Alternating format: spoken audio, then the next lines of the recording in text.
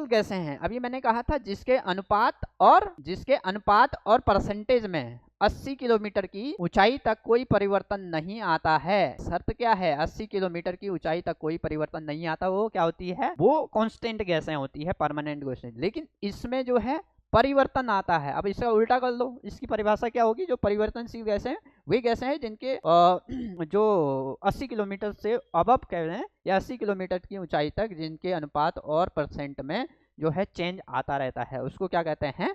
परिवर्तनशील गैसें हैं। तो their quantity change within time and place, और समय और स्थान के साथ ये बदलते रहते हैं। ठीक है, तो कांस्टेंट गैसों में नंबर 1 वाटर वेपर, जलवाष्प जिसे कहते हैं। तो ये टोटल पूरे वायुमंडल का जो वायुमंडल या गैसों के जो भार का ये 0.4 0 से लेकर 4% तक पाई जाती है। Carbon dioxide again most important परिवर्तनशील जो गैस है 0.03% है, ध्यान रखेंगे। ओजोन O3 ये वेरिएबल है, ये परिवर्तनशील रहती है, अलग अलग उसमें इसके मात्रा में अंतर आता रहता है। अदर गैसेज जो हैं वो हाइड्रोजन है, आपकी हीलियम है, जिनोन है, मैथीन, मीथेन है। ठीक है, आप इस चार्ट से आप यहाँ पे देख सकते हैं कि ये किस तरीके से ये नाइट्रोजन है ना, वायुमंडल में पाए जाने वाली मुख्य गैसें हैं, उनका परसेंटेज है। तो 78.08% कितना है? क्या है? आपकी नाइट्रोजन है। ऑक्सीजन कितनी है? O2 जिसको कहते हैं 20.95% है। तो जनरली ये एनसीईआरटी का आपका